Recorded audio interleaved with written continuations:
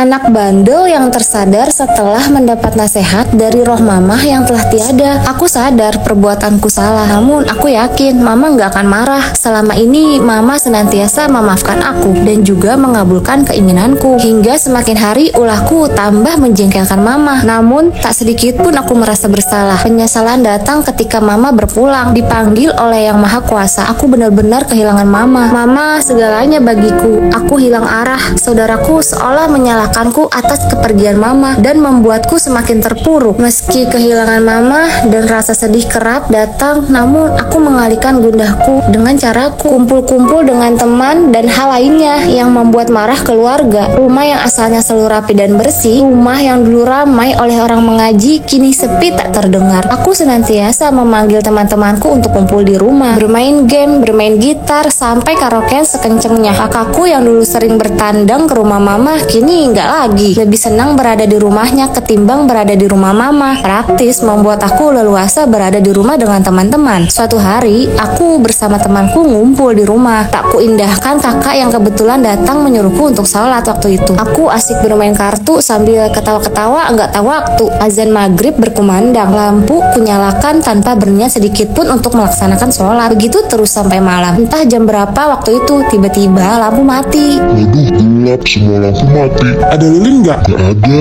Pakai HP.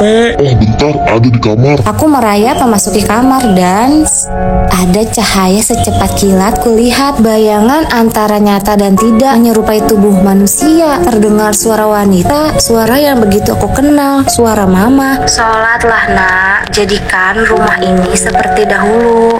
Muncul penampakan sesosok perempuan saat camping di pinggir sungai. Ranti dan kedua temannya, Tian dan Nuri, memiliki hobi bertualang di alam bebas. Gak jarang mereka bersama-sama melakukan camping untuk mengisi kegiatan di akhir pekan. Hari Sabtu itu ketiganya bersepakat untuk melakukan camping di kaki gunung di daerah Sukabumi. Tujuan mereka menghabiskan akhir pekan sambil menikmati keindahan air terjun yang terdapat gak jauh dari lokasi camping. Mereka lalu berangkat dari Tangerang ke Sukabumi dengan menggunakan transportasi umum. Jauhnya jarak dan macetnya jalanan membuat perjalanan mereka semakin molor dari biasanya. Akhirnya mereka sampai di tempat camping saat hari beranjak gelap. Ketiganya sepakat memasang tenda di dekat aliran sungai. Alasannya sederhana, agar nggak terlalu jauh untuk ngambil air. Mereka lalu membagi tugas. Tian memasang tenda, Nuri memasak, dan Ranti mengambil air di sungai. Agar menghemat waktu, Ranti langsung membawa beberapa wadah untuk diisi air. Sesampainya di sungai, ia segera mengisi semua wadah yang dibawanya. Saat sedang mengisi wadah, tiba-tiba ekor mata kirinya menangkap ada sosok yang berdiri di tengah sungai. Ada seorang perempuan berbaju putih yang sedang berdiri mematung dan menatapnya. Rambutnya panjang, riap-riapan. Ranti menarik napas perlahan. Ia lalu menyadari jika itu bukanlah manusia sepertinya. Ada makhluk dari dimensi lain yang sedang mengawasinya. Ranti tidak sedikit pun mengalihkan pandangannya. Ia tetap mengisi wadah-wadah itu dengan air sungai. Ia hanya berucap dalam hati, "Iya, aku salah. Jam segini masih ada di sungai. Aku hanya ingin mengisi air. Maaf ya." Ranti nggak tahu apa makhluk itu mendengar bisik hatinya. Tapi perempuan berbaju putih di tengah sungai itu terus menatapnya. Meski begitu, Ranti cukup lega karena perempuan itu nggak mendekati ataupun menakut-nakutinya. Setelah semua wadahnya terisi, sebelum kembali ke tenda, Ranti berucap dalam hati, "Aku udah selesai. Maaf ya kalau tadi mengganggu." Sesampainya di tenda, ia disambut dengan pertanyaan Nuri, "Kok lama banget sih?" Ranti hanya mengulurkan air yang dibawanya. Ia enggan menceritakan kejadian yang dialaminya karena ia tidak ingin kedua temannya mengalami ketakutan. Guys, kalian hati-hati ya kalau lagi camping. Jangan lupa banyak-banyak baca doa.